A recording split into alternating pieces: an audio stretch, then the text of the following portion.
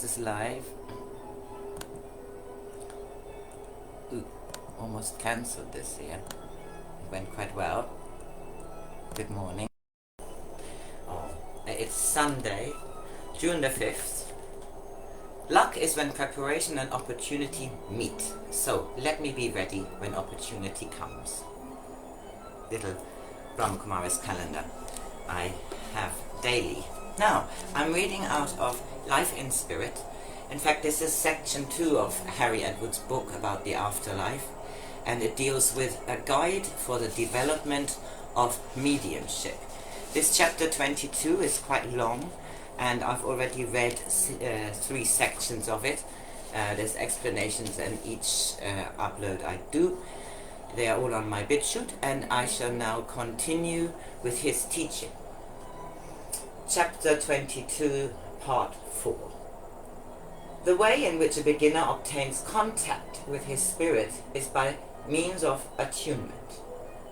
This has already been referred to, but needs further comment. It would be the first objective of the beginner to seek the way of attunement. Sorry, my washing machine is rather loud. This can be more simple than may at first appear possible, for this is really all that development consists of, plus experience. The ease with which attunement develops is depending upon the degree of affinity established through sitting for development. To experienced mediums, attunement comes as second nature. If he is clairvoyant, he must always first establish attunement to clear the mirror of his mind to receive spirit vision. And usually he is able to attain this condition but within a second or two. The beginner should seek this condition of receptivity by abandoning conscious thought directives and surrendering his physical mind to allow his inner or spirit self to become ascendant. It is as this condition is established that the flow of thought, either in pictures or words in thought form from a spirit source, can be received on the mirror for the medium's consciousness to perceive. In the early days, the beginner needs to learn how to let spirit impressions continue to follow on, without imposing any interference from his questioning mind, as it is so very apt to do, thus breaking off the attunement. This oneness or affinity with the spirit guide can be sustained as the beginner becomes used to listening in to oneself, and so allow the communication to flow on, unimpeded. This involves a delicate state of mental adjustment, and there is hardly any dividing line between a spirit communication and one's conscious thought. They can so easily merge. The beginner needs to encourage his mediumship, and so it is best to accept all such impression as coming from spirit, but with an inner reserve as to whether the incoming thought flow is from a literal spirit source. They should not be rejected, but accepted, assuming the probability that they emanate from a spirit source. In the same way, and for the same reason, it is unwise to accept every statement purporting to come from a guide, even in a trance state, as literal spirit. It has repeatedly been noted in the rare cases where a medium is in a total trance state and he is truly unaware of anything that is being said or done, his subconscious knowledge or desires can influence the words that are spoken. It is always best to accept any utterance made under spirit influence with reserve and await confirmation in some other way. It is wise to subject any advice that is given to study and judgment by common sense. When a beginner is told that his guide is so and so, he should accept this with reserve and await confirmation from another medium who is unaware of the previous pronouncement. With the experience and usage of him by the guide, the developing medium will soon be able to ascertain from his inner knowledge of knowing whether the intuitive impression or experiences he receives under control are inspired from those on the other side of life. Clairvoyance. Clairvoyance is received in 2 ways, objective and intuitive. Let us first consider objective clairvoyance. This is when the medium sees a spirit person or an object as if he is physically present. That is, he will see the presence in just the same way as he sees a dimensional ordinary person. The spirit visitor may be standing or sitting in a chair looking physically lifelike in every way. It therefore gives the full impression that he is being seen with the eyes. As a rule, the vision does not last long, perhaps only a second or two before it fades. Of course, the visitor is non-physical and therefore cannot reflect light for the eyes to observe him. Thus, although it appears the medium sees the vision with his eyes, actually he does not. Yet, we have an account for an association between the spirit realm and the realm of matter. For example, the figure appears to be walking on the ground. He's not suspended in midair, and as has been mentioned, he can be seen sitting with the hands resting on the arms of the chair. No one can be positive how this association of spirit form with material things is established. It certainly denotes an awareness of earthly things by the spirit visitor. A logical hypothesis is that the medium is able to observe the spirit people in this way, through the spirit eyes with his spirit body, mind, which conveys the picture to the mirror where the conscious mind observes it. As a rule, the memory of such clairvoyant vision is extremely vivid and can be recalled strongly to mind at any time. Objective clairvoyance is a rare gift, and is merged within intuitive clairvoyance. While there is much interesting speculation concerning the process of seeing and the study of details associated with this, it need not be gone into here. It need not be gone into here. The beginner should not specifically seek objective clairvoyance, for it is not a common form of mediumship, and usually comes after a time period of intuitive reception. Intuitive vision is the general kind received through clairvoyance. This means that when a medium is in an attuned state, a thought, picture of a person in spirit or an object, etc., is conveyed through his spirit mind onto the mirror, and so to the consciousness. This has already been described by the illustration of an ordinary pencil and an ever-sharp pencil, with the vital difference that it does not come from memory but is projected from a spirit source. It is clearly within the power of the spirit people to project a picture, such as the feature of a face onto the mirror in similar way to which we project a photograph onto a screen. If the face projected is to be recognized, it must be lifelike and precise, bearing the characteristics possessed in earthly life. It must be so clear as they invariably are, to enable the medium to give a clear-cut description of it to the person for whom it is intended.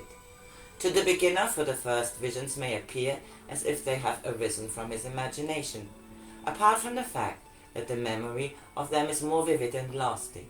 It is natural that doubt arises as to whether it is spirit or not. The best test is to seek proof of it by inquiry with those who are present, whether the features are known to anyone. There is always a purpose behind a clairvoyant vision, and if the beginner can sustain the attunement, it is most likely that some further signs of evidence will be forthcoming, either in vision or by intuitive thought. For example, the visitor may present to the vision an object that would identify the spirit, or a thought will come and say, "I am Jack Robinson." Thus, while the beginner is giving his first description, he should try to do this without emotion and try to hold the attunement gently, allowing the thought impression to continue. The ability with which the medium can describe a vision will depend upon his power of simple yet direct portrayal. This is not easy, as one can judge from an experiment in trying to get a friend to name relatives, so described from his personal family album. Simple phrases provide the best way to do this. Avoid the imitation of other mediums' methods of description. Try to convey the character of the face more, as well as its shape, and describe any distinguishing features. While giving the description, the beginner will find it best to do this with his eyes closed, to help maintain the continuity of the attunement and so permit additional evidence to come. If he breaks off the attunement, he will need to spend a little time in re-establishing it. A medium's success in obtaining the acceptance of his clairvoyance depends upon his faithful description of that which he sees and no more. Avoid placing one's own interpretation of what the vision means. The writer remembers a classical case to illustrate this point. An experienced medium had given very successfully a long, detailed and very evidential description of a husband in spirit to his wife. Further evidence followed concerning the family and his interests. The medium then said he kept ducks, but this was denied. The medium persisted, and so did the denials, and the medium was beginning to lose his patience and become upset. He insisted that he was right, for he said, "I can see the duck now with its tail curling upwards and over."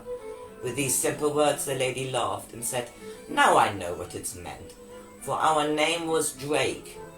Thus the medium, seeing the duck, put his own incorrect construction upon it, but as he described simply what he saw, it provided another piece of good evidence that was immediately accepted.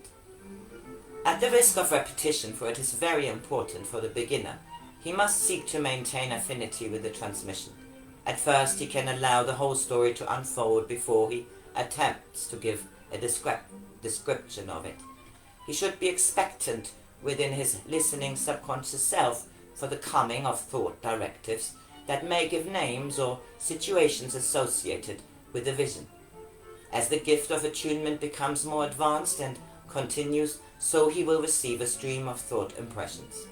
He should not hesitate or question its veracity. He should simply let his voice speak that which is being given to him, even though the statements may appear to him to be far-fetched.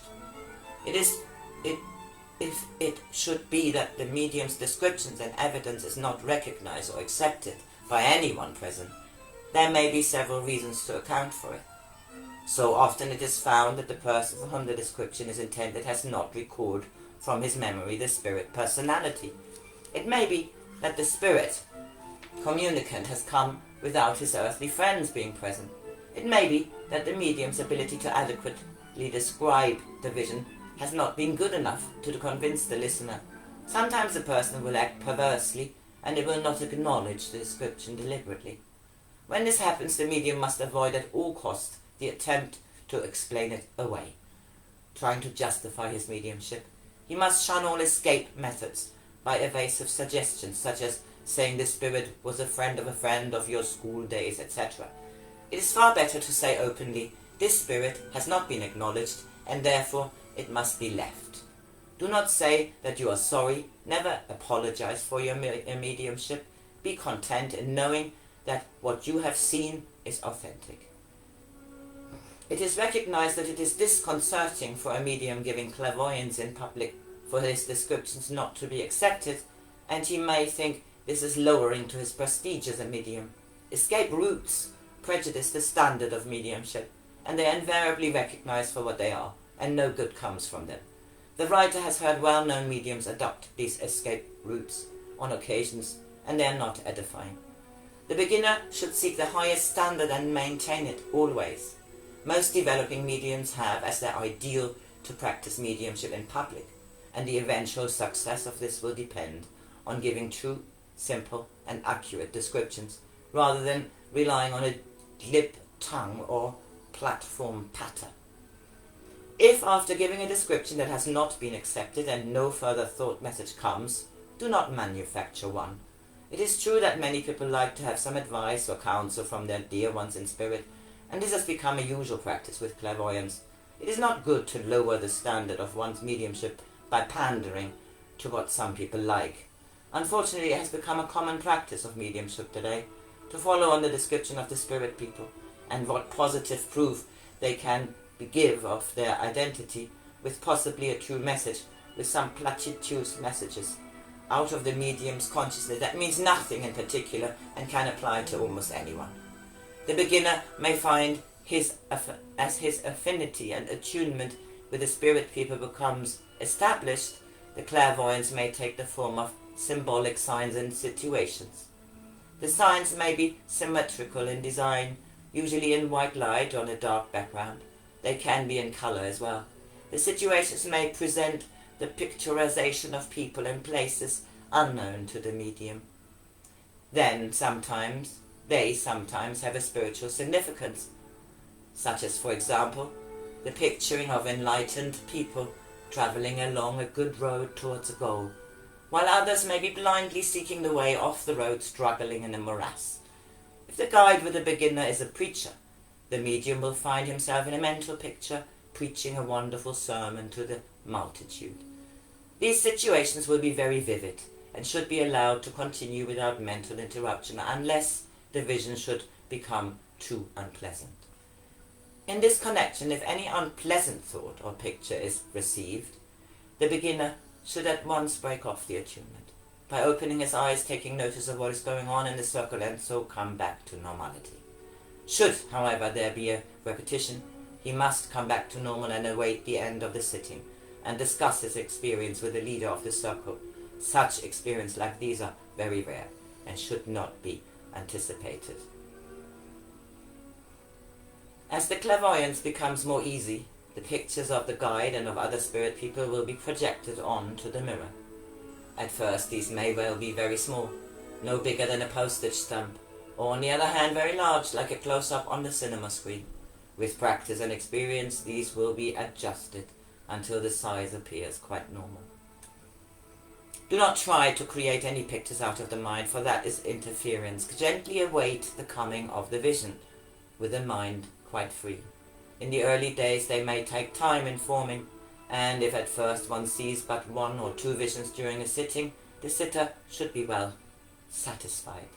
When the circle is over, or at the appropriate time, when the leader asks the circle members to tell of their experiences, it is advisable to narrate in simple words what has been observed. This not only encourages the medium's powers of accurate description, but it will give him confidence and at the same time show to the guide what he has received.